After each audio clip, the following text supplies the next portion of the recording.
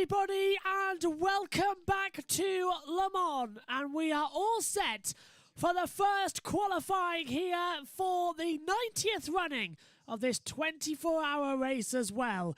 3 days' time is when the tricolor will fall as well, and we will get going for the 24 hours, Saturday to Sunday, 3 p.m. British time to 3 p.m. British time as well the following day. But to do that, we go through a two-phase of qualifying. The first part is, like normal, every team, all 62 cars, get 60 minutes to go out there onto the circuit and do as many laps as they feel is possible. At the end, the top 5 cars across all classes will progress to Hypercar, which takes part tomorrow afternoon at the same time, which will be 5 cars across each of the classes, so LMH, the hybrids, LMP2, GTE Pro and GTE Am. They'll take part in a half-hour race as well of making as many laps as you can in each class. Top of that, there's your top 5. Everybody else, though, position 6 down, that will be your qualifying position. This applies to everyone bar the hypercars. That is because there is only 5 hypercars in existence as things currently stand. So that explains that. Qualifying's coming up. We're waiting for the graphics to kick in with the time remaining as well. That's why they look a bit weird there and here, down there. But 2 minutes to go, or 3 minutes to go, I should say, until the start. We'll hear from Eduardo Freitas shortly as well, where everyone will get ready. But we are all set to go for qualifying here. 2 time laps. Second run will be 2 time laps, and the last run will be only 1 time lap. That's Felipe Nasr with the Penske radio. Yeah, so Penske radio going down there as well. Just getting ready to head out onto the circuit. We will be everything. Joe Samiego already. Hello, Joe says, love the intro music. I know I do too. It's a medal ceremony one, but honestly, every time I hear it, I think Uncharted. I don't know why, but it's just such a nice music intro, so I love it personally as well. So yeah, great way to introduce a classic race as well. If you're watching along with us in the United Kingdom, we have the world feed for the first time ever to take part in as well. So we'll be hearing from the pit lane. We've also got Radio Le Mans, so we'll throw up the faders occasionally for pit lane interviews over the next hour. We've also got Practice 2 coming up at 9 o'clock till 11 o'clock UK time as we go into the night shift for everybody as well. Get some important night running in, especially for Joshua Pearson, who is a 16-year-old rookie as well. 1:45 to go until we'll hear from Eduardo Freitas with the information on this qualifying. It's going to be all eyes to the front. They've had 3 hours of practice. This is the start of the important business now. Even though it's Wednesday and the race is until Saturday, it's important. Engines are cooking as well. The 488 car as well, opening its driver door as well, just trying to get some air in. You're sat there as well. No aircon in these cars. It gets mighty, mighty hot. As we're just waiting to hear from Eduardo Freitas. Red light currently at the end of the pit lane as well. 62 cars bolted in as the officials are about to throw the green flag to here. 60 seconds to go here until qualifying starts. Megan Birch will be joining me in the commentary box shortly, as usual. Always running late. Cars getting ready though. So the 31 in LMP2 just pulling into position as well. Half of the GT Am category as well, as just sitting in their garages without any form of track action as well. 30 seconds to go. We are about to hear from our race director, Eduardo Freitas, who will call for the green flag. We'll also hopefully have, coming in the next few days, we'll have the Race Control 360 camera to show you as well during the broadcast as well. Let's hope that we can swing around and take a look around the race control room. Right, let's hear then from Eduardo Freitas. The race director will come over the headphones in just a second, as it's not that long to go. So the cars at the end of the pit lane. A massive log jam. There used to be a rule that... Here we go. 9, 8, 7, 6, 5, 4, 3, 2, 1. Qualifying has started. Pit exit is open. Green flag, and away we go. Qualifying is underway here for the 24 Hours of Le Mans in 2022, the 90th running of this event. And the FIA officials wave the green flags at the end of the pit lane. 60 minutes for 62 cars to make their way around this 13.3 kilometre circuit. And also, this is it. Big opportunity now for a lot of action here as well. And finally, it looks like eventually the timings will sync up, because if we take a look at the full picture of why the timing screen looks a bit dodgy, it's because nobody's said any sector times or best sector times or anything like that. So the timing screen sort of squished to the middle. But as soon as everyone sets their times, it'll blow back out again into what we need to see. Hello to Ben. Hello, Ben. He says, what's up, Josh? Good to see you again. Absolutely good to see you as well, as he's going to have a lot of action over the next couple of hours as well. Hopefully we can drag some of the grid network on during the 24-hour race. It's a long race, so we've got time.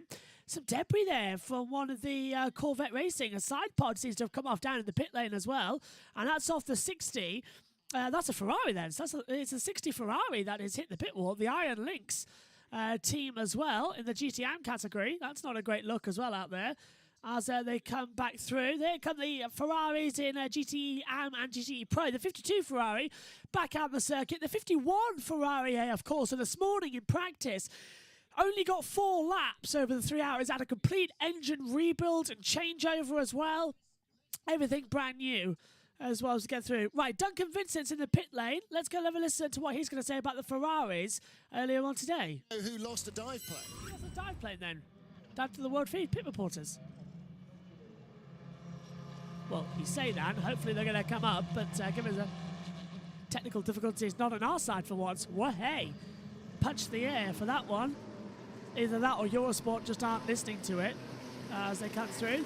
There is the 51 Ferrari, of course, and then Pierre Guidi is going to head out there as well. Now, this is the car that only won 4 laps this morning, and thankfully looks to be getting a bit quicker out there now as well. They're going to be very low on mileage. Thank you, Duncan. We'll hear from Dunk during the session, and Louise Beckett will be back on duty as well over the weekend in the pit lane, so we'll have both on. Well, we didn't hear from anybody just then, which is disappointing. Luckily, as I'm trying to play with faders here, I've got on the left-hand side Radio Le Mans, on the right-hand side I've got everybody else going through.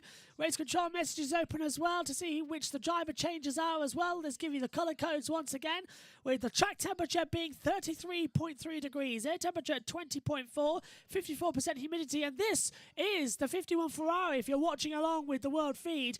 A whole new engine change getting put in as well after an oil leak was discovered and it destroyed the engine. They found out this morning, so they had to change it, get everything sorted, and now it's going to be a big learning curve as they've only got 60 minutes to get that car into qualifying. It's likely, unfortunately, the 51 Ferrari might not qualify for Hypercar, the Hyperpole later on. Let's listen about the 51 Ferrari now, because Radio Le Mans are talking about it. At the start of the session, and 2 hours into it, the car still had not had any action, so that was at work taking place. Pensive looks from James Collado and the rest of the crew, but the work is done. The 51 Ferrari is out on the apron, and we can get straight to the pit lane actually for an update already early on in the session before the times start to come in. Nick Damon. Oh, great. This is the pit lane then. Watching the Ferrari team, the 51, obviously, and the 52, they don't seem particularly bothered. That squeaky sound is actually the 51 leaving the pits. I mean, yes, they lost the 3-hour session, but of course they had 8 hours on Sunday, so yeah, it's not ideal preparation, but if they've got to beat one other car, and you kind of feel that with the team, the drivers they have, they've got a reasonable chance of doing it. Yeah, that's an important factor as well. They did have the entire 8 hours of the test day that took part a few days ago as well. And as you can see, it's just starting to get fixed now, the timing screen, as you can see out there. There's number 3 in LMP2, the DKR engineering squad as well. And I can't tell who's on board at the moment. As things stand, double checking for you as well on the screen. If it tells me, it is Laurentius Hall as well out there. So he's in the car, going to do some qualifying runs. The 64 Corvette in the Pro category just sweeping through. This is their first official timed laps coming on the board now then as well, as they swing back through. This Corvette looks absolutely menacing out there as well. Megan described it earlier on as like a Bumblebee attack squad as well. Also, it reminded of ice cream. Don't know why. It does look like it's got a mean grin on the Corvette. And there is actually a Corvette in the race, which is the B-Survive as well out there as they fly back round. Got an update in the pit lane at the other end of it now. Yeah, I've got some LMP2 news for you actually. I just noticed on my way into the pit lane, the two United Autosports cars, 22 and 23. This is going to come as no surprise really. The 22, as you would, Philippe Albuquerque. Why wouldn't you? And the 23, again, Alex Lynn, superstar. Why wouldn't you? But the car I do want to report on is the number 45, the Algarve Pro Racing, Stephen Thomas, James Allen and Rennie Binder. This is the car that went off at the end of that free practice session earlier this afternoon, and it hit the barrier, it hit the tyre barrier pretty hard. However, it probably would have been better off going in straight in, nose first, but it didn't. The first part of the car that hit the tyre barrier was the left front corner, and unfortunately the suspension, the wishbone, has punched a hole straight through the tub. The tub is written off. The team working frantically to strip the bits and pieces off it because, as ever, Algarve Pro Racing, they're not finished, are they? They've got a new tub, they're going to bring the new tub in and they're going to re-tub the number 45. So all out for the next couple of days. I wouldn't be surprised if you see this car running tomorrow. The pressure's off, they're out of qualifying, they know where they're going to start, and that's at the back. So you know what, it's win-win from here. They can only improve, indeed. So that's a disappointment, though, that car is not going to take any part in qualifying, and that is the 41, as you heard. So presumably, is that last on the board then at the moment? No. Where is the 41? If anybody sees it, shout it out to me. There it is, the real time as well. WTO Naito in control of that one. As things stand, looks like the timing graphics are almost back to normal. They've just got to get the best lap time overall, which will be coming in a few moments, and everything's good. Yellow flag was out, but it has been restored, as there we go. Timing screen back operational, which is good news as well. And don't worry about the Antonio bit, it always goes off anyway. So we've got a new fastest lap out there in the LMP2 squad as well. As now the LMP2 Richard Mile Racing with Charles Milestre on the top now as well. 3:33.214 as the first qualifying times do indeed fly up there. Cross the line now, taking the flags. Louis Delatraz, he goes third overall as well. In the Prima All-Line team as well. 9/10 down at third sector, 3:34.175 on the board. The Jolter of 28 with Aberdini in the wheel as well. He's a second quicker so far in that middle sector and does go second now, 1:32.138. The 38 Jota squad goes into fourth. That's a second in that last sector, 3:32.827. On the board as well as they fly by. That is the 38 LMP2 swinging around the outside. That is currently the Team Penske number 5 is well flying out there. Good in the first sector. There's the 41 real time by WTR with Norman Naito at the wheel as well. 3/10 up on the sector. Look at the purples though, flying up. Hypercar, that's their first run for Kamui Kobayashi. The Hypercar Hybrid, the Hypercar H squads, does a 3:37.265, very much an open lap. As the Penske we're on board with now with Felipe Nasr, 240, 60 kilometers an hour, fifth gear, 270, 280 kilometers an hour. Still in fifth gear, now changes to sixth, 294.95. Can he go over 300? Yes, touch of 300 kilometers an hour before you hit the brakes down at the end of the Mistral Straight as well. The Monsanto, I should say, not Mistral. Keep thinking it's Border Card as they come back down. Kamui Kobayashi, though, is 1.1 seconds up at the moment. He's second in the Hypercar era. In LMP2, it is the 22 squad on top, so this is looking mega good at the moment. That is the United Autosports USA squad. So for our USA guys, it's looking good. As let's listen on board. Oh, well, I was going to stop on, but Ant Davidson's talking as we come into Indianapolis as well. For Nasr, he's 3/10 down in that middle sector for the LMP2s. He's currently running, not even inside the LMP2 gap. Top 6 in LMP2 go through to Hyperpole. Only 5 cars go through in Hypercar, 6 across LMP2 as well. in the 16th fastest, Norman Naito. He's 7/10 fast now in that middle sector. Looks like he could get inside the top 6 squad. Toyota Gazoo Racing, Kamui Kobayashi in the Hypercar H, second fastest in that category. And is 3 seconds faster in that middle sector. So he's picked up a lot of speed now as well. But the Hypercars haven't actually been running their quick sessions just yet. But trying to double check and see where Sebastian Buemi is still in the pit lane, according to that driver tracker, as they come through. Right, let's take a look. Then the Penske has made its way round. 3:23 on the board. Comes across the line now, out of Rakudamont, the last corner in the Ford chicane. And it does a time of 3:31.705. Goes into second position. That kicks the 48 IDEX Sport down to 7th. Good job from Penske to go up into second. Now, look at Norman Naito in the real-time racing by WRT, the 41 car, 16th at the moment, 7/10 up in that second sector, coming across the line shortly. Jolter goes 6th, that's a good improvement. WRT goes top in the 31 car, but Norman Naito's the one we're watching, 3:29.898 is the time to beat, and it's the second fastest. 3:30.440. Here's Kamui Kobayashi, goes fastest in the Hypercars. It's a 3:27.4. It's a 3:27.247.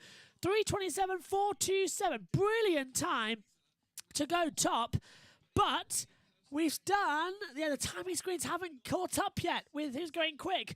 3:37. Yeah, the timing screen has not caught up at all on either monitor, so presumably there's a timing glitch as well, because I was reading Philippe Albuquerque fastest overall on a 3:31.468. So the timings have actually failed on every device I'm currently looking at up here in the commentary box. We'll hope to get our pictures back soon, but even though, here's the Hypercar battle. It's disappeared. Now we're on board. The graphics changing frantically. This is the Ferrari AF Corsa 52, blasting down at 251 kilometers an hour into the braking zone for Indianapolis. The 63 Corvette racing with Antonio Garcia, our favourite driver after what happened this morning with his driver change name keep changing up. He's a 10th up in that third sector. Here he is now. He is second at the moment in the GTE Pro category. Can he take the 52 Ferrari of Corsa? No! 61 Corvette now goes top. 3:51.599. What can the 63 Corvette do? He's a 10th up at the moment. Only stays third. Doesn't even improve on his own time. So he's down a 3:52.194. So it's Corvette, Ferrari, top 4 in the GTE Pro category as things stand. As the Jolter squad seems to be top. Well, on one monitor, I've got Jolter is quickest with Jonathan Aberdeen. And on the other monitor that you're seeing at home, I have got the Richard Mile Racing with Charles Malestre on top as well with a 3:33. So the time, and on the iPad, I've got Philippe Albuquerque on top with a 3:31.468. So the timing screens just seem to not wanting to respond to what we're seeing up here in the commentary on the TV screen. So we'll go by the TV pictures and hope to inform you. It's the 52 Ferrari, of course, that has just gone top in the GTE Pro category with the fastest second and third sector times as well. 3:51.420. So Ferrari looking mega quick now as the rest of them just desperately trying to hold back. What a fantastic run. This really is. There's Brendan Hartley in the number 8 Toyota Gazoo Racing. He's going to do the qualifying stint. He was last in the practice, so he's first out in quali here with 46 minutes to go. Megan will be delighted. Maybe that's why she's staying out the commentary box for the time being, giving her curse to Brendan Hartley. 45 minutes to go, well, 46 technically, but 45.50 to go. On board with Kamui Kobayashi. He's 0.056 faster in the first sector, 0.064 faster in the second sector as they come into the Porsche curves. He's got the 63 Porsche as well in the AM category in the way as they come through the Porsche curves. So he's lost a lot of time there as well. But Kobayashi looking strong. He'll easily get through. It's really a test session for everyone in the Hypercar because they automatically get through. There's only 5 cars. They automatically qualify for Hyperpole tomorrow, so this is just another practice session for them. It doesn't really matter, but if for some reason we can't run tomorrow, inclement weather, whatever, times for this session stand for the Hyperpole, yes, if we can't run it, so they've still got to run the time. 3:27.515. Kobayashi was 2/10 down. That's how much time he lost with that Porsche getting in the way, which is a big disappointment as they come through. Hypercar, it's the number 7 leading from the 708 and 709 Glickenhaus Racing team, and the number 36 Alpine running in 4th position as well. But the Toyotas have the advantage at the moment, as we haven't actually seen the number 8 Toyota leave the pit lane yet. And anyone else convinced the timing screens are glitched? I definitely am, because nothing's changed. Right, Kamui Kobayashi top. That has changed. So let's hear from Team Radio. Racing. Well, we should be hearing the radio, but nobody is. It's getting a bit ridiculous today. Yeah, as I was saying, yeah, it's getting a bit silly that no one's hearing any team radio as they come through. Anyway, all good so far. Here's James Collado, the 51 Ferrari of Corsa, 6th at the moment, which is just scraping it through to the Hyperpole segment. But that 51 with the new engine should be good. They had the data from the test day, so they shouldn't be too far behind. Out of Recruitment, the last corner. Cross the line, and Collado goes 4th. Mighty good from the Ferrari there. It's a 3:51.806, 4/10 off the pace of the Porsche 91, but a good time from that 51 Ferrari AF Corsa after a whole rear rebuild in the previous session. Right, on to GTE AM then, the amateur class in the Grand Tour Endurance, and Nicky Tim has come into the pit lane, we believe. In the 98, we're watching the 54 at the moment, so the Northwest AMR's come into the pit lane to abandon the lap time as well, so that's a disappointment on the board. Yeah, our timing screens haven't failed, they've just lost data, so hopefully we'll have them back open shortly, because they're all still showing the same time, but they've just glitched. So nothing I don't think resetting them will do. I'll try. If it resets on the laptop, I'll reset it on the main computer up here in the comms box. But it's looking good so far for this one. 17 minutes down of this session, 43 to go. And if this does work, then I will immediately reset everything we need to know up here in the comms box. But actually, it's not even letting me select the practice session, so could be quite interesting. Megan's walking into the side of the commentary box with her damaged feet, with blisters on as well, so the dedication is still key for her. Anyway, hello, Megan. And after walking twice today, forwards and backwards, and having to go to college. You're still in the commentary box.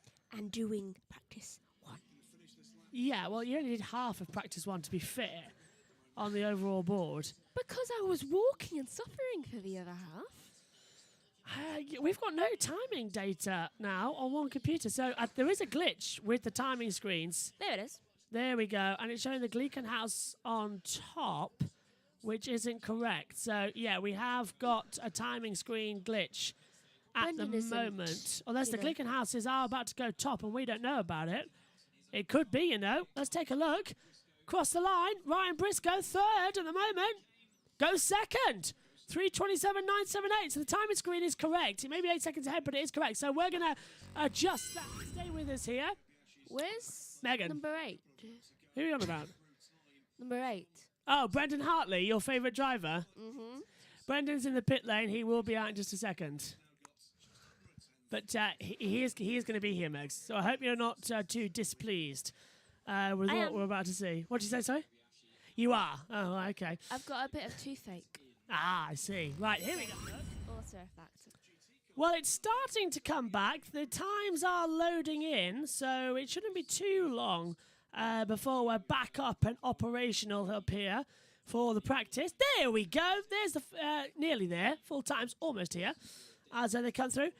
Hypercar, though, in the hybrids, going top with the number 7 of the Kamui Kobayashi, as well being the fastest driver. So I think the timings are about to glitch back to showing the correct results once everyone gets through.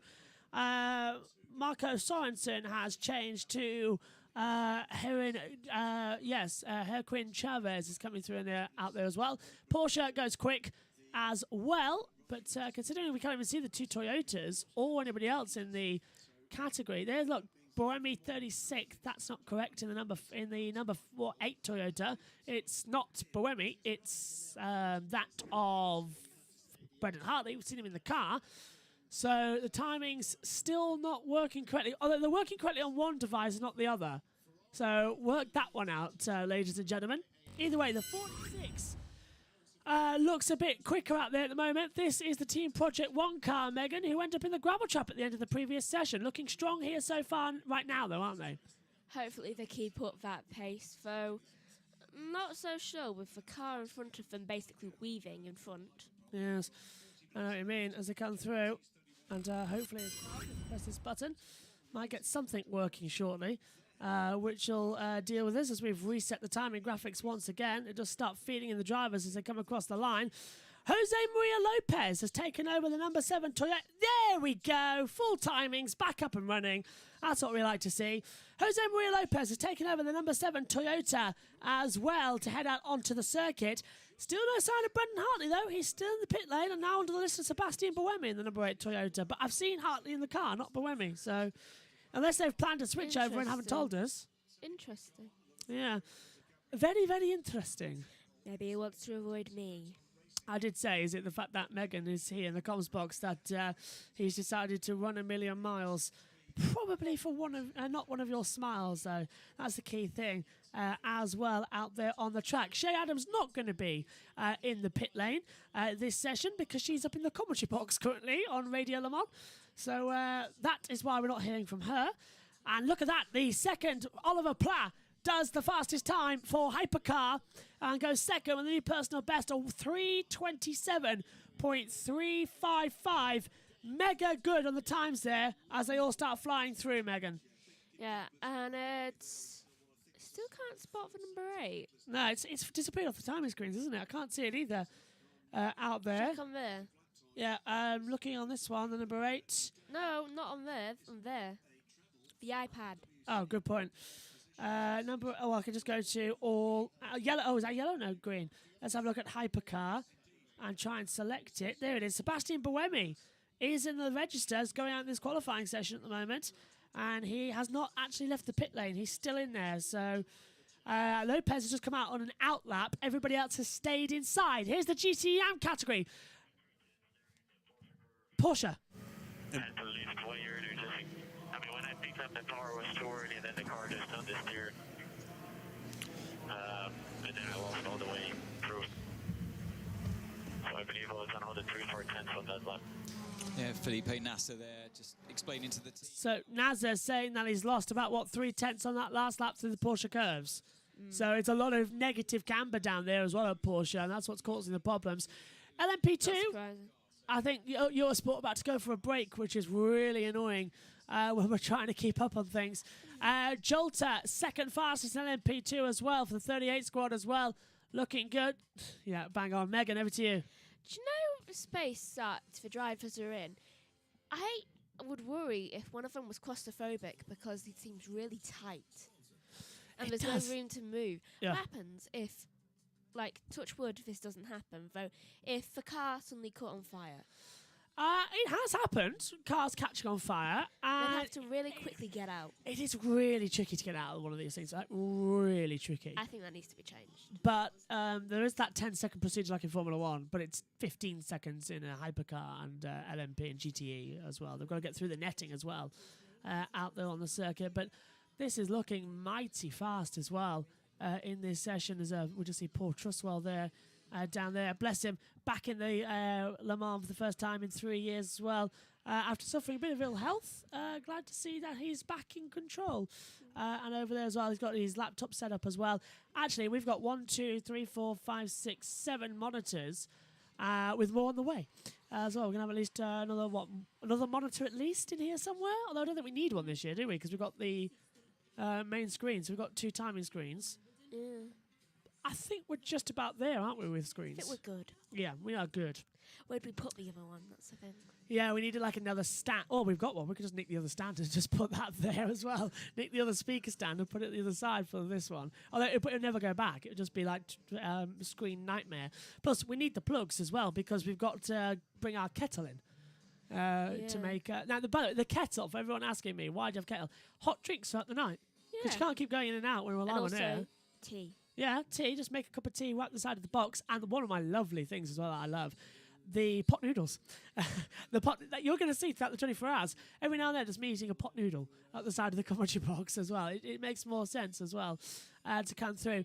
Keep your comments coming in as well and your questions at JoshuaButch99 on Twitter and Instagram if you want to get in touch directly with something that you can't put on the YouTube chat for whatever reason, or maybe you just can't put on a YouTube chat because you're streaming us on your television and you want to get in touch, and you can use your phone or laptop device, whatever, to get in touch with us on Twitter at JoshuaButch99. In fact, I'll even be throw up the Twitter and Instagram rotation at the bottom with that new screen that will be implemented for the Formula 1 this weekend as well, which is good, our usernames. Oh, that's good. Yeah, basically what's going to happen is our usernames on Twitter and Instagram will sync around on there with a same image type of thing. So it's just a lot easier. Because our usernames are the same, aren't they? Both of ours on Instagram and Twitter. Yeah. Yeah, I thought they were, yeah. Mine is at JoshuaButch99, so that's the easiest way to get in touch with me out there as well. And you can see all the behind the scenes. Like, we'll be showing you behind the scenes of the commentary box as well and how mad it looks in a second. Think we've got someone down in the pit lane waiting to talk to us. A lot of laps. 41 with the fastest lap coming fairly late on lap 35. So this is the car that, as we said, retired at Spa, but had a good result earlier on in the season at Sebring and has done a lot of mileage, not only in test day, but also today. So whatever that issue is, let's hope they've got it sorted, and we will see it for some qualifying laps, even though, as Joe makes the point, it is automatically already into Hyperpole. Yeah, well, the Toyota number 7, the sister car, is on provisional top position in the Hypercar class, but only by a tenth of a second. Olivier Pla got very close. He's just reported to the pits, and the second of the Glickenhauses is only 7/10 of a second down. And I think the good news in the Hypercar class is the fact the Alpine has got going and has moved up to 4th overall, but it's 2 and a bit seconds, 2.4 seconds down on that number 7 Toyota, but very close with those Glickenhauses in behind. That's good news to hear about that Alpine, because we knew this morning as well in the practice session just wasn't getting going, was it? It was slow at one point as well, and they couldn't throw anything around out there on the timings. It was, and hold on, I'm just going to look for... Oh, and sorry to cut across you, Megan, the 13 of the TDS Racing X Valente getting stuck behind that same Porsche that stopped the number 7 a couple laps ago and has lost 8/10. That Porsche's a menace. That Porsche in there, one of the AM category classes as well, just needs to get out of the way. It's getting in everybody's way out there, so not nice. Anyway, you spotted something, Megan. No, I was trying to look for number 8. Still in the pits, and that's Boemi, and there's no problem as far as we know. So what's taking them so long? 34.1 track temperature 20.3. It's not going to get any better as James Collado comes into the pit lane. Yeah, it's not going to get any better. It's not going to change. I don't know why they decided that's it. Just leave it as it comes out there on the circuit. In the LMP2, the car's going through the 31 WRT, the 38 Jolter, the 41 Real Time by WRT, the 23 and 22 United, and the 9 Prima All-Line as well. They're the top 6 coming through. The TDS X Valente that we just saw almost get through to the Hyperpole cutoff, got shut off by that Porsche. So more problems, more dramatic stuff going on as well. And I hate to say, but more anger as well. And then we're going to question coming here from Verity saying the 47 haven't made time yet. We have a yellow flag on the circuit, but we'll check the battle and take a look where the 47 is for you on the timing screens. The 48 I don't know there, but the 47 is the car we're looking for on the timings. Let's double check it for you. We'll highlight it. There it is. 59th overall on the timings. We've highlighted it for you. Look, there you are. If I can get it right. Where is it? Come on. There we go. There, we've highlighted it for you on the screen. There's the yellow flag out. Megan will tell me why. I have no it's idea. the Algarve Pro Racing. Jack Aitkins at the wheel. And it's just on a it's just on a 3:31.396, but it's not done a time yet. The number 8 also hasn't made a time. Why? Thought we were going to hear from Eduardo Freitas there, calling a slow zone, and he There's 2 has. slow zones.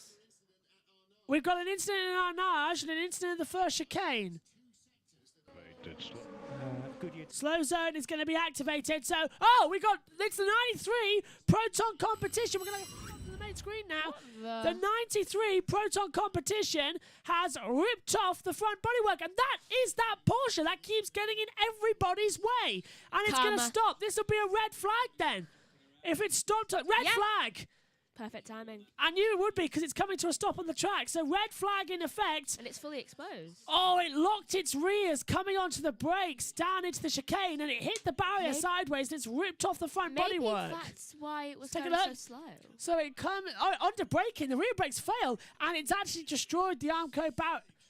Well done, Eurosport, putting a thing over exactly what we need to see. Look at that. That was ridiculous. So, unfortunately, we can't tell you because Eurosport decided to put an advert for the race on. But red flag is out. Session stopped. What happened to the other incident? Not sure. What's the other one? Down at Arnage. But this is the 93 Proton competition, the amateur class. So that is a crash. The rears, okay, we're hearing rear brakes locked and slung down towards the pit lane. Now, the clock has stopped with 30 minutes and 18 seconds to go. Because they had to put a slow zone out, they have now red flagged the session. So now we're going to be sitting around waiting for it to restart, effectively. Yeah. So red flag, session stopped as well. And it was right as I called it, actually, that it came out. Because it had to. It had to. I really want to know what happened to the other car. Yeah, what was that problem down at Arnage? Is anybody else actually stopped? I can't see anything on Twitter. Michael Fassbender. That is the driver who's crashed. The actor, Michael Fassbender. He has crashed, and that is the reason for the red flag, ladies and gentlemen. I was waiting for confirmation that it was Michael Fassbender who had stopped out on the track. It looked like him, but we had no official confirmation that it was him. Right, let's take another look, Meg. So he's on the left-hand side of the track, comes into the braking zone, touches the brakes now, and as soon as he does it, the car swings off towards the right. And it was a rear brake failure, but it's damaged the Armco barrier, and that could be a lengthy red flag. Hold on, where's number 93 on the board? Well, let's go to number 9 and take a look at what we're looking for, the 93. Yeah. 93 is down here somewhere on the timings. If you see it, shout it out. Here it is, 93 stopped. Proton competition, Michael Fassbender at the wheel. We've highlighted it on the screen. Where was it? It was down in the first sector. It was 55th overall. Oh. That was on its first lap. It's on 6 laps in total, and its first official run at qualifying on a fast time. Its previous one was a 4:07, so it hadn't yet got up to speed. Michael Fassbender has crashed out with it as well, and that's caused a problem there as well. And several cars now apparently coming to a stop. You were on about as well the 47, Jack Aitken. It's now last on the board. He was on his fastest time. And then the red flag came out, so it's been disqualified. So Jack Aitken still hasn't run there. That's for Verity. He says thanks for the thanks you as well with a big love heart. Thank you very much. Let's have a look at the number 8, Megs, because that has jumped up. Oh, it was out on the track when the flag came out. So Brendan Hartley, Megan, is at the wheel of the number 8. He just left the pit lane, and that's when the red flag came out. Coincidence? I say not. That's you. That's all on you, isn't it? I'm glad the curse is still working. Yeah, well, red flag is out as well. And I think we're going to hear now from the pit lane. The overall top 10 and just outside the provisional top 6 in LMP2. But Matthias Besch could yet sneak in there in his number 13 TDS Racing by Vaillant Orica, a 330.874. In the GTs, Pro Class is led by a Porsche currently with Laurent Vantor, the number 92 machine, the 350.999, good enough to put him in front of 6 other cars. 0.133 is the margin that separates his Porsche from the best Corvette for Antonio Garcia, number 63, a 351.132. Then it's Frederick Makovici in the second of the Porsche GT team cars, number 91, with a 351.3. Fourth fastest, another Corvette, Nick Tandy this time in 64, 351.4. And it's a 351.5 for the best of the 2 AF Corsa Ferraris, car 51, which is receiving all of that extra work for James Collado. He's ahead of Antonio Fuoco. That means the car at the moment missing out on a hyperpole slot is the Riley Motorsports Ferrari of Felipe Fraga, which has safely made its way back to the pits during this red flag. In GTE AM, the Northwest AMR Aston Martin of David Pittard is quickest so far, number 98. It's done a 352.559. From Kessel Racing's Mikkel Jensen in the 57 Car Guy Ferrari, 353.4. Then Nick Cassidy in another Ferrari from AF Corsa this time, number 54, has done a 353.6. Fourth fastest in AM is the Iron Dames Ferrari for Rahel Fry, number 85, 354.0. And finally, for the moment, in the top 5 of GTE AM is Gabby Aubry in the Spirit of Race Ferrari 71. He's done a 354. Thanks for the update, isn't it? 39. There we go. That was the update. Now, clock has stopped with, as I said, 30 minutes and 18 seconds to go. So, I've just had a word, by the way. I've just left the commentary box and come back in again while that update was on from Radio Le Mans. Basically, we could be in a very interesting situation here because my fish and chips are going to be ready at 7 o'clock, which is the scheduled end time for this session. So my lunch is actually being brought to me in the commentary box at the end of this qualifying hour. A couple of chips and a bit of fish. With some thingies on. So it looks like the eating on stream is going to come a couple of days early rather than what it was before. So have you had one of those Pringles? No. Oh, I thought the Pringle top's open, so. Cars are still making their way back to the pit lane, as you can see on the driver tracker in terms of the timing screen, because they haven't been readied out yet. Red flag is flashing at the top, you see, so that tells us when the session is suspended. You won't see that red flashing light during the race because they don't like red flagging races. They like red flagging qualifyings so that they get the full time. But 30 minutes and 18 seconds, that's going to be an interesting one. Let's take a look at the GTE AM and the Hyperpole. It's the 98 Northwest AMR, the 57 Kessel Racing. Kessel Run, by the way, is why they're called Kessel. The 54 AF Corsa. The 85 Iron Dames, the all-female team, is going through to Hyperpole, so good on them. I'll tell you in a second. The 71 Spirit Race and the 77 Dempsey Proton Racing. And involved in the 85 Iron Dames in the GTM category. It is Sarah it's Sarah Bovey, Rachel Frey, and Michelle Gatting as well. Sophia Fleur, she's not taking part in it. Yes. Can you share the times, please? Of course we can. It's Visser. Visser is out there, yeah. Batska Visser, I don't think is in this one. I don't think. I've yet to see her on the list, and I've gone through quite a lot of the drivers by now. There's the Proton Racing. If you're watching on with those, Michael Fassbender. There's the times. The first 26 cars being shown for the Rodrigo.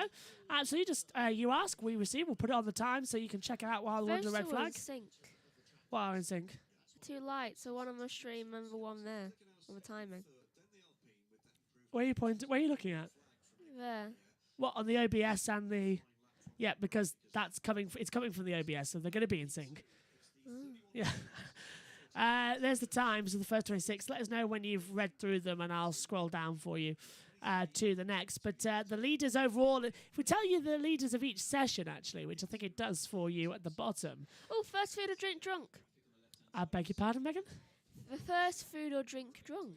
What, in race control? Yeah. Not in here, I was going to say, because there's nothing here yet. Like some Sprite. Ah, it was. Well, we've had drinks and snacks in here throughout the day.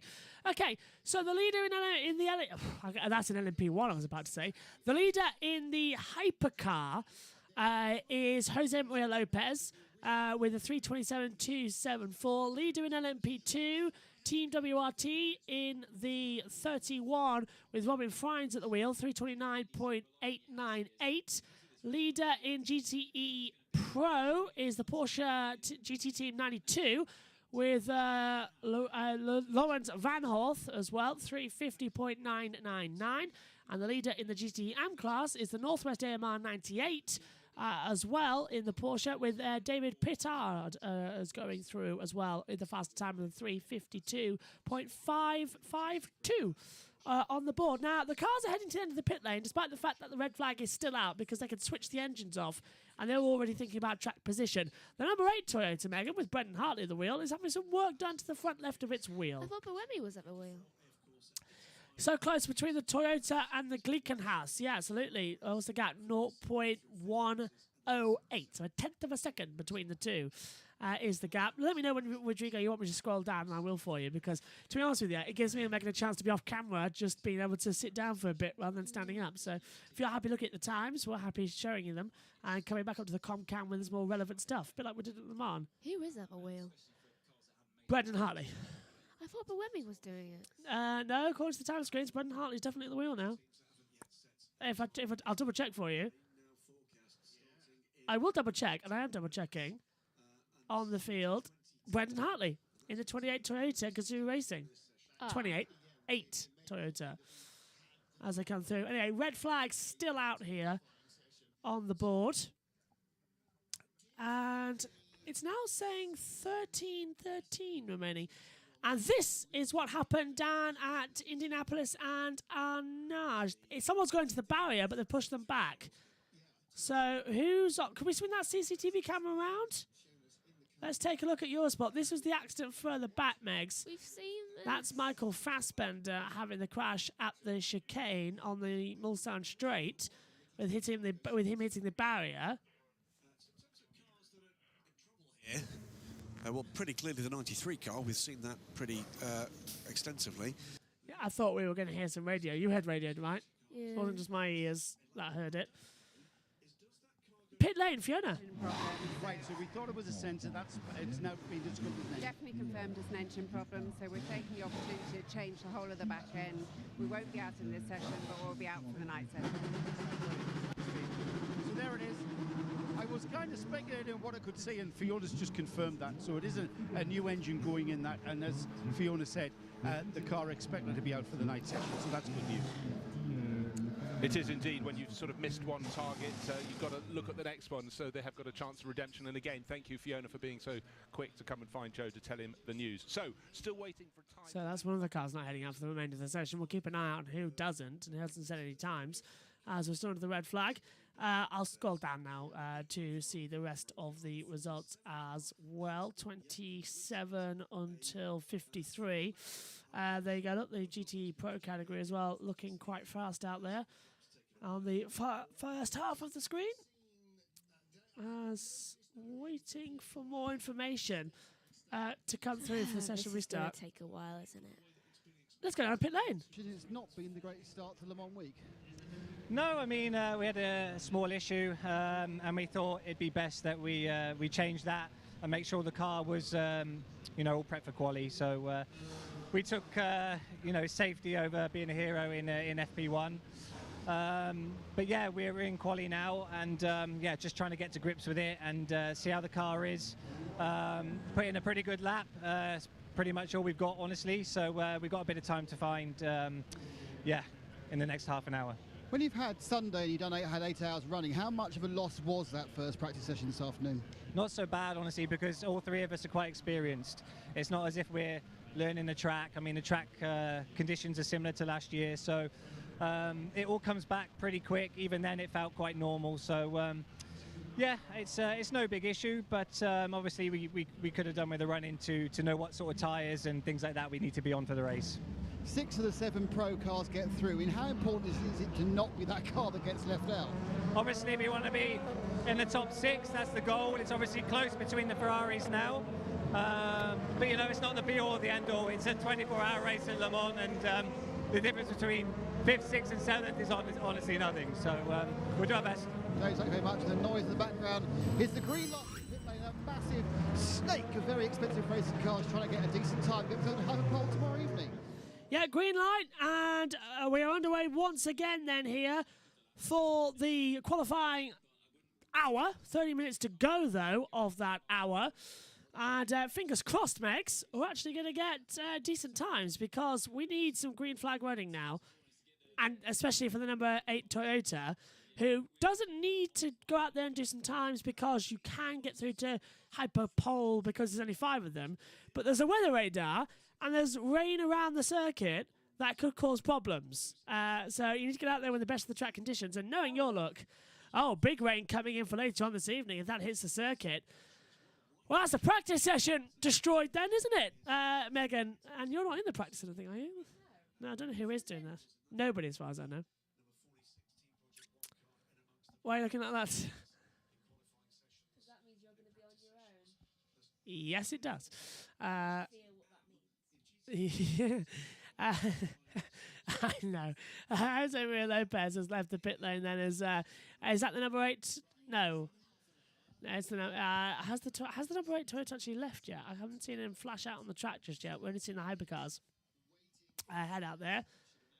Joe's in the pits with Max Roche. The Dempsey Proton car. where you guys are in qualifying. How's it going for you? Say it one more time? Whereabouts are you in qualifying? Are you on that 6th place cusp? I actually don't know where we are currently. Yeah, I can't find the timing screen either. We're continuing to. Jan just went out for his first run, so we'll have him put down a time and see where we're at after that. Right, I've just been told you guys are 19th at the moment, so a little bit of time to find.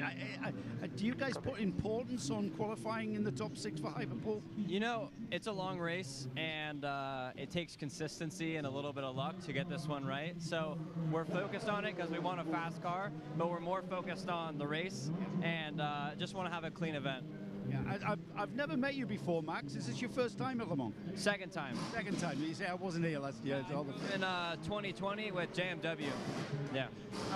The place has got something about it, hasn't it? And this time of night, where the lights changing, the track's changing, there's something romantic about it.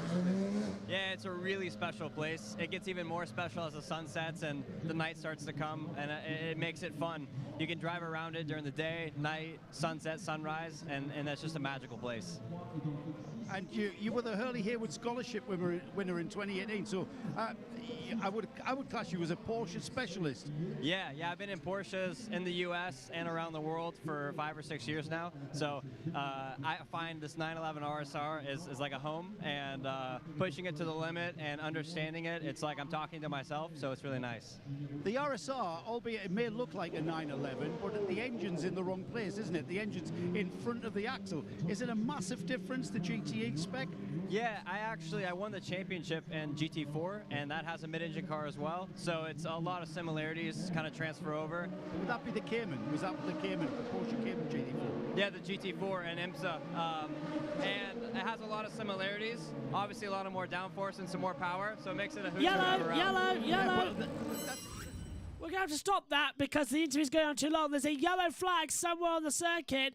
Oh my God, we've got a massive traffic jam, and it's half of them in the last sector. So this is probably why the yellow's at, because we've got cars side by side each other. At least 7 or 8, maybe even 10 LMP2s. I bet you it's not. That's not why we got a yellow. No. So there's somebody else off somewhere. That's just an unfortunate coincidence. It is just an unfortunate coincidence. So where is this yellow flag? Look, it's starting to rain. It's raining, Megan. It's raining. And that means everyone's tires are going to stand. Green flag is back out. And this is terrible news for everybody, as that rain is causing problems. Look how hard it's raining, Megan. It's coming down massively. They're on slicks. All those could have had a chance to pit just then, and they didn't. Oh, and the 43 goes over the inside the judge squad and nearly hits the 708. The Gluckenhaus Racing as well on board with Romain Dumas coming through. Who caused that yellow? Not sure. Nobody's actually telling me what caused that yellow flag. It's raining quite hard. That was from Louis and the Prima team as well.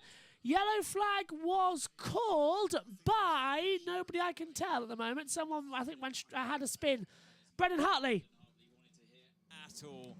And the rest of the car crew in that car number 8 Toyota. You can see the rain coming down now on the screen. This is treacherous ground for Brendan. Well, we're being told that Brendan Hartley needs a banker lap, but Megan, we know he doesn't, because look how hard it's raining now down the start-finish straight. Oh no. Track is declared wet. Rain lights on low mode, please. And that is happening, but Brendan needs needs a banker lap. And is he struggling? Yeah, you've cursed him, Megan. You've actually cursed Brendan Hartley yet again. I don't believe it. Now, for those of you who weren't with us in practice 1, we told you that Megan has a habit of cursing Brendan Hartley every single time she's in the commentary box. And she's done it again. It started raining when he hasn't been out on the track due to a technical problem. And now he can't get a fast lap time in. But the Hypercar, all 5 cars do go through to Hyperpole.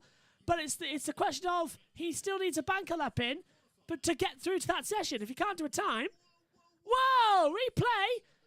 Jolter, the number 5 Penske, having a big slide, and that's what caused the yellow, Megan, who went through the gravel down at the Dunlop chicane at the top of the hill. So that's what caused that yellow. But yeah, can't believe you've cursed him again. How do you do this? How do you do this, Megan? Every single time. I know you were.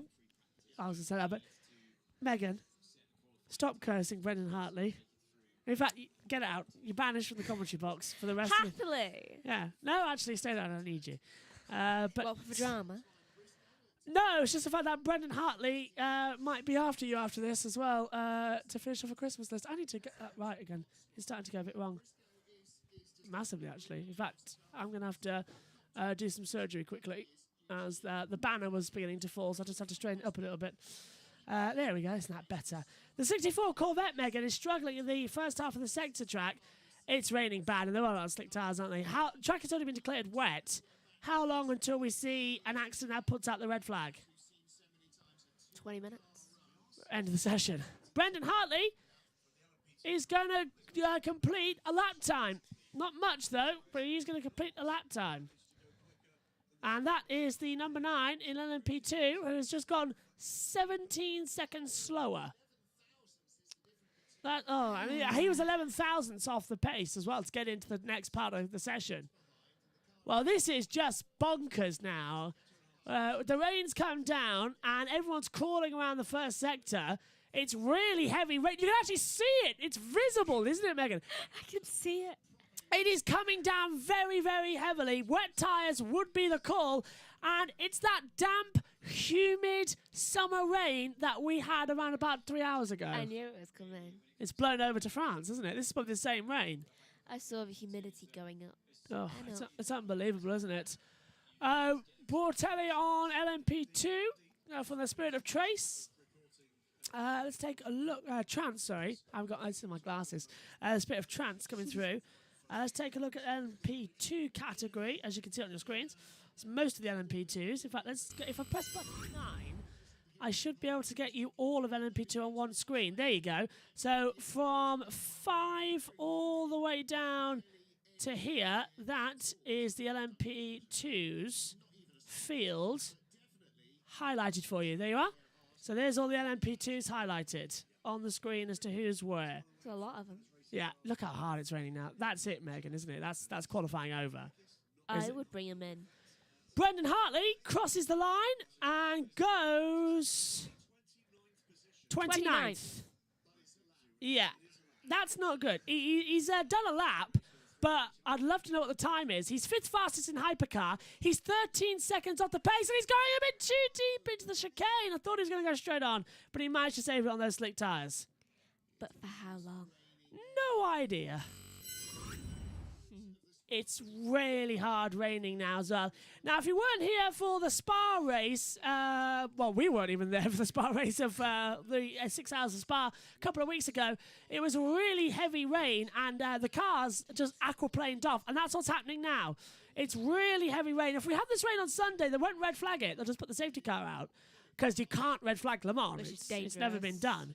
But they might red flag this session, but it's a 13.3 kilometre track. It's going to be dry in some parts, just wet on the start-finish straight. Hey, maybe you'll get your dinner on time.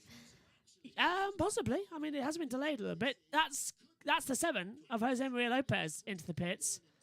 So he's in there. But I would stick on some wet tyres, head out on the track, and get to know it in the wet. That's it. That's a smart decision in case it does rain on race day. And it seems like some of them, Brendan Hartley definitely wants to test it in the dry. Wet. No, in dry tyres. Oh, I see what you mean, yeah. In case there's a limp round on it on Sunday. Or Saturday, Sunday. I keep forgetting it's a 24-hour race.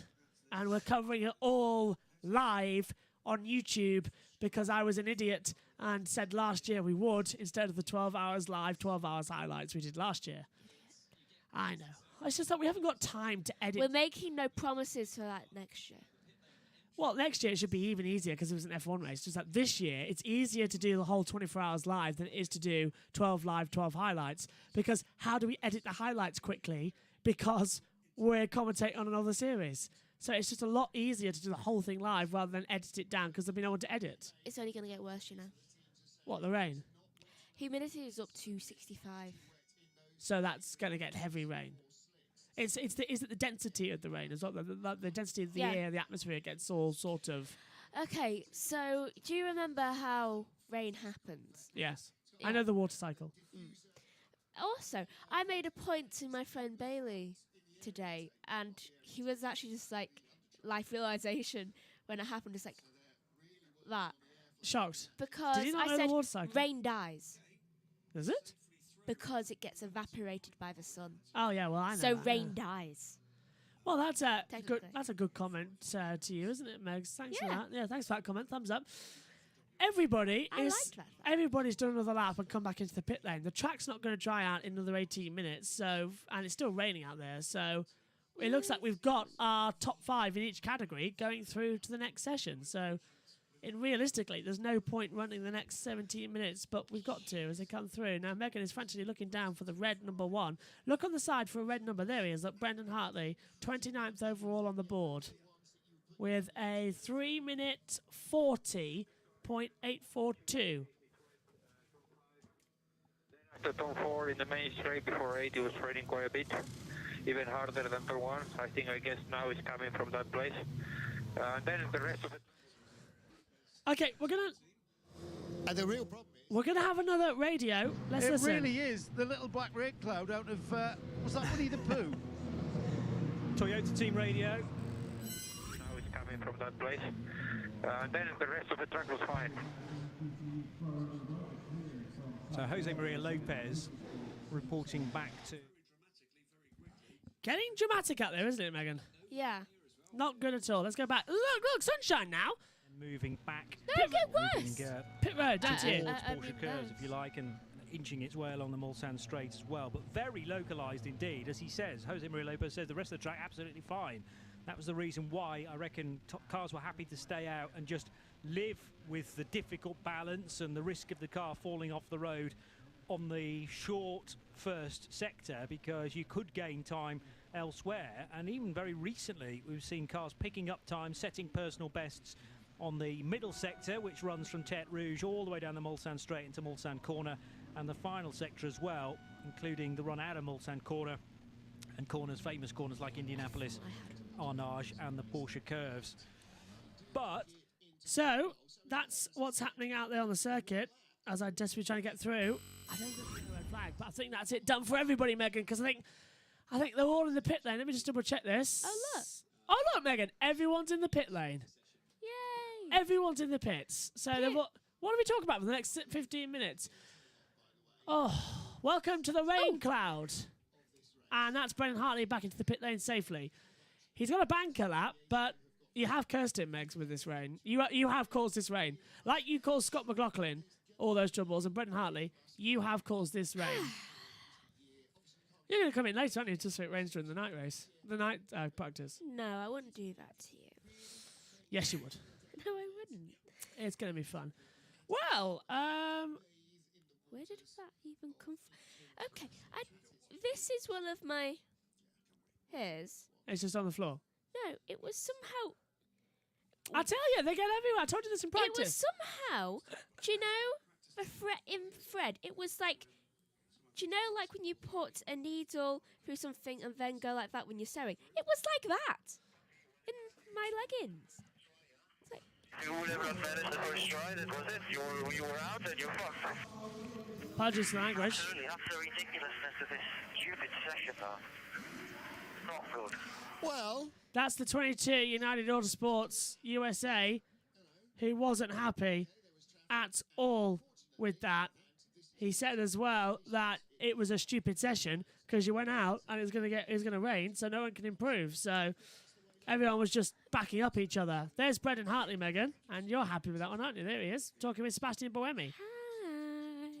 I'm surprised. Yeah, Brendan Hartley there, New Zealand. Don't trip on your aspirations. It's stopped raining now, hasn't it? Let's take. Oh, but there's another bolt of rain coming in, and it's heavier. That's going to hit the circuit. Did you notice my quote just then? Yes.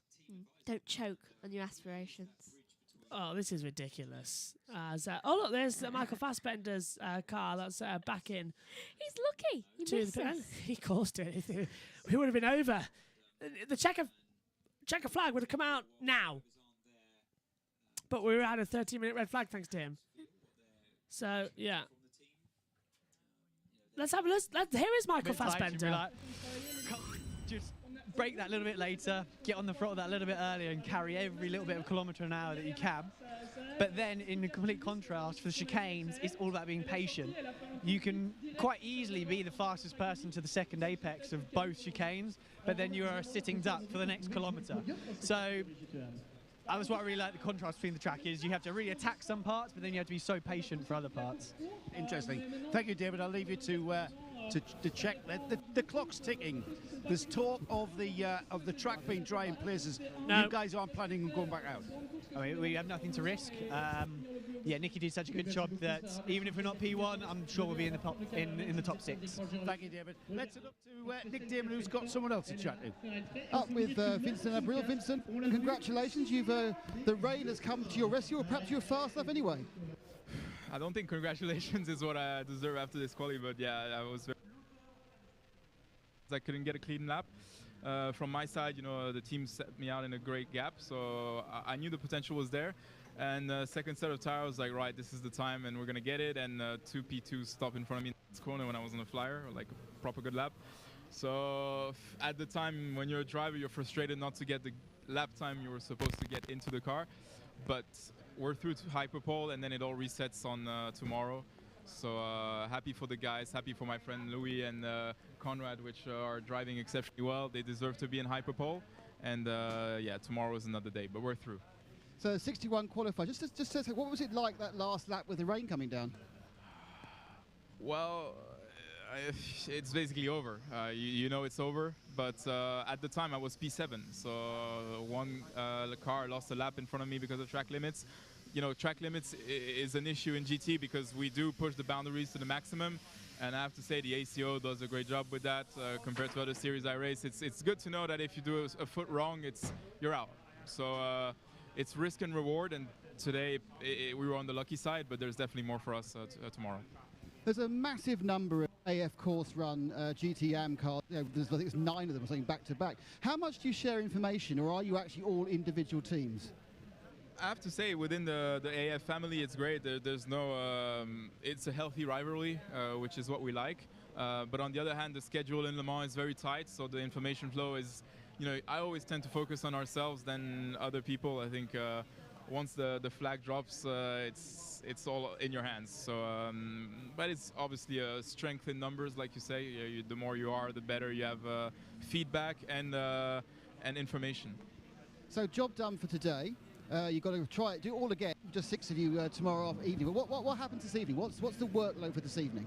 Probably focus on nights, setting the lights for the night vision, getting our reference points in the night, break points maybe change a little bit. To be honest with you, I'm just happy to be through because it was one of those days that you want to get out of the way, and we successfully did so with a terrible session. So, I'll take it. Thank you, Vincent. Very, very honest. Down to Joe, who's below in. Yeah, well, I'm going to start because Sebastian Buemi. Get out of the track, you madman! Sebastian Buemi, the number 8 Toyota. Oh, that car's destined to crash, isn't Yeah, it? has heading out onto the circuit, and we're going to go on board them. He's the only car out there at the moment. Actually, Joshua Pearson, the 16-year-old rookie. They're both Throw the madmen. fader. Radio. On mute. Yep, okay. Seb, we are going to go wet tyres. It's actually raining again. We are going to go and just set a lap time. 12 minutes remaining. Wait a minute. Wet's on the car. Okay, so that was an old message. Wait a minute. Someone in this is younger than me. Yeah. I've reached that age. Yes, Joshua Pearson is 16 years old and 3 months, and he'll be 16 days old when he takes the green flag on Saturday. Yeah. Someone in this race is younger than you. You've reached that age as a commentator. I've reached the age where people are younger than me in motorsport. Yeah, you're 17 years old and people are younger than you in motorsport. Welcome to life. Half everybody, and I mean everybody, in Formula 3 is younger than me. Everybody in Moto 3 is younger than me. How old are they? Fabio Quartararo is 1 day older than me and he's a world champion. How old are the people in Moto 3? Some are 16, some are 17, some are 18. Some are younger than me. Yeah, one of them has literally just turned 16 as well, and it was his first race in Mugello. Yeah. I know. Shocker, people are younger than you, Megan. Shocker. It feels wrong. Yeah. I'm used to being young. You are young, Megan. I'm young. What are you trying to say? I mean, in a sense where I'm younger than other people in the motorsport category. I'm 23. You're 17. Yes. It's young. Don't count yourself as being old. I know, Jesus Christ. Still. Jesus Christ. Megan, you haven't even reached the legal drinking age in this country yet. You're not old. In any way, shape, or form. You can drive a car, but you can drive a car, but you can't go to a bar. That's a bit weird, isn't it? I know. It makes sense. I have friends who are 18. I don't know, on board, you've thrown the faders down too much. We need them up on each ear, otherwise we don't know what's happening. I didn't touch them once. It's all over the place anyway.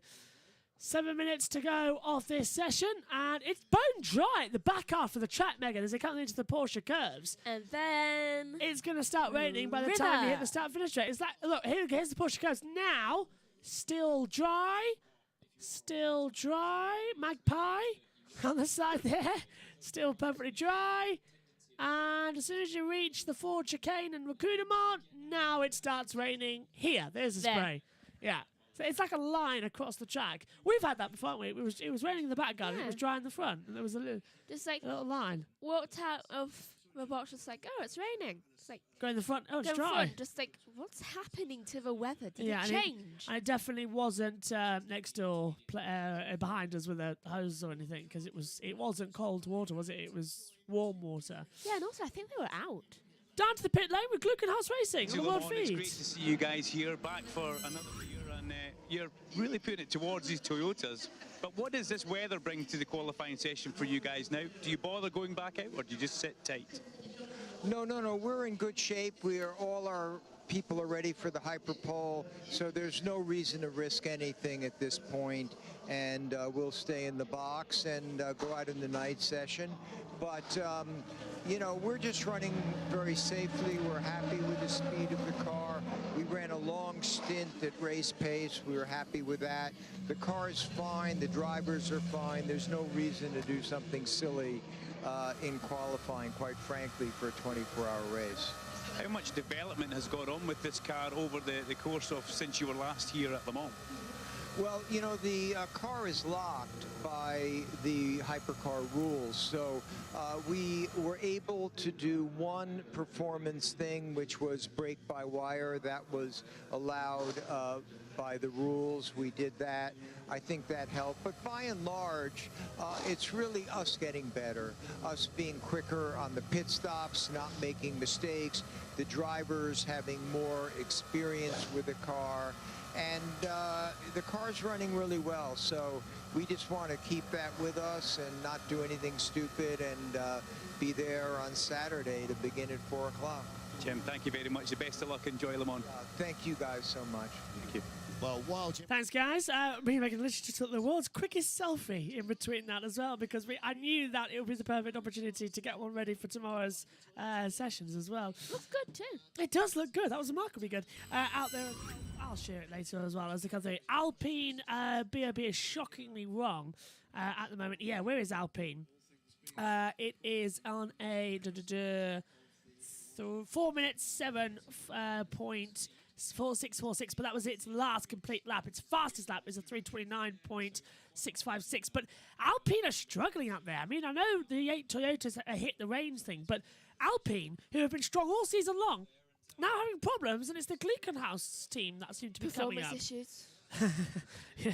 Yeah, it looks to me as well. Gleekenhaus actually in the 708-79 car could be contenders here for a victory. Toyota Gazoo could actually not win this year's Le Mans, although they probably always will. Slidey. Yeah, we could actually see an LMP2 take the win as their pole sitter. I wouldn't mind that. There's enough of them. Yeah, the 31 WRT heads out. Robin Frines is at the wheel right now as well as they come through. I just turned up the fader to Martin Haver completely at the wrong time because he was talking about driving. He says, yeah, and he walked in on me naked. I was like, what on earth are you on about, Martin? I presume that would be one of the drivers changing ready for it, yeah. Things we don't want to hear. And I've met Martin Haven. I met him at Donington in 2017 at a British GT race as well, in a British F3. And he's really tall. Like, if he was in his commentary box, he would be hitting the lights. He's really tall. Is he taller than Jack? He's taller. He's about the same height as Jack. Yeah, Jack actually just made it, but Martin Haven's really tall. He's 6 foot something on there as well. So yeah, really tall. But 3 minutes to go. He'd hit his head. He would, yeah, on a lot of things in his comms box. Especially that. Yeah, the wooden plank that's along the top here. Can you imagine him walking there and then just have a sharp bit? Yeah, have a permanent Martin Haven just skewered on the side of the wall. Yeah, that's not great. Anyway, Martin's a lovely chap as he comes through. We won't want him to get skewered. Yeah, I love how Eurosport as well this year aren't using their own commentators. I love how we've got the world feed again. But I must admit, I'm missing some of them, like Tom Gaymore, the great Tom Gaymore, who's been on this channel a lot as well and helped out a lot. And yeah, I do miss hearing Tom. I did actually send him a message saying, do you want to be on this weekend in the watch along at some point? He said he'd love to, but unfortunately he's covering quite a lot of series that I'm not allowed to say what he's covering this weekend. Tell him to drop it. I can tell More you. fun here. I can tell you it involves 20 cars on a street track, and it's going to be the same when you're doing qualifying on. And then he's doing the junior series as well. But yeah, that's how it works out there. So he's got a very good excuse as to why not here. He's also running around for Eurosport as well on for this Le Mans race as well, doing the international Eurosport coverage because the UK has got the world feed, but France. Everywhere else, that is Eurosport, like Discovery Plus with the alternate streams. They have got Tom Gaymore as doing the voiceovers as well. So, does that mean he's going to be speaking a different language? I think Tom can speak English sometimes, yeah. But yes, that's why Tom's not going to be with us. But we've got loads of guests, loads of people from ERC as well, from USL Ren. From PSGL, I'm just listing 4-letter words from the BBC, ITV.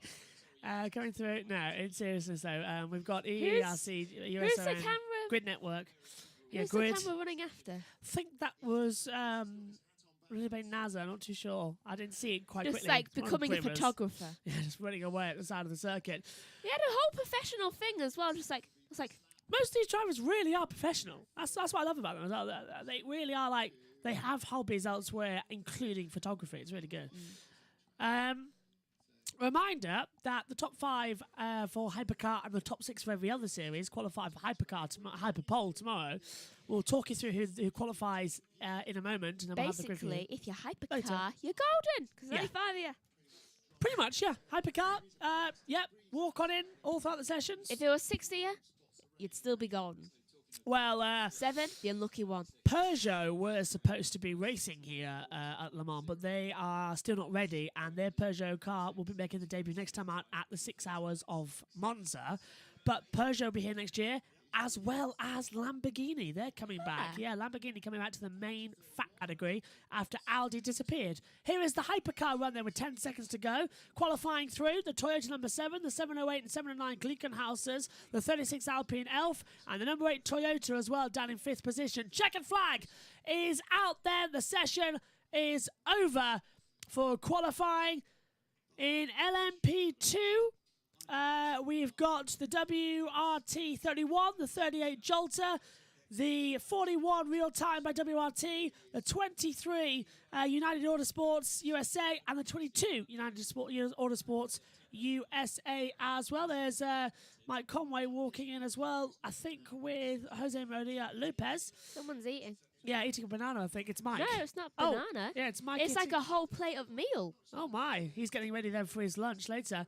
In LM GTE Pro, the top Italian. 6 going through as well. We've got the 92 Porsche GT, the 63 Corvette, the 91 Porsche, 64 Corvette, 51A, of course, and the 52A, of course, going through. And in the GTE AM category, it's the 98 Northwest AMR, the 57 Kessel Racing as well, because it's in 12 parsecs. The 54 Corsa, the 85 Iron Dame, so the all-female team gets through. Wahey. And Dempsey Proton Racing 77 and the 61 Ferrari AF Corsa go through to Hyperpole. Everybody else's grid positions are locked in as well. And Megan, a rather underwhelming end to that qualifying with that rain coming down there as well.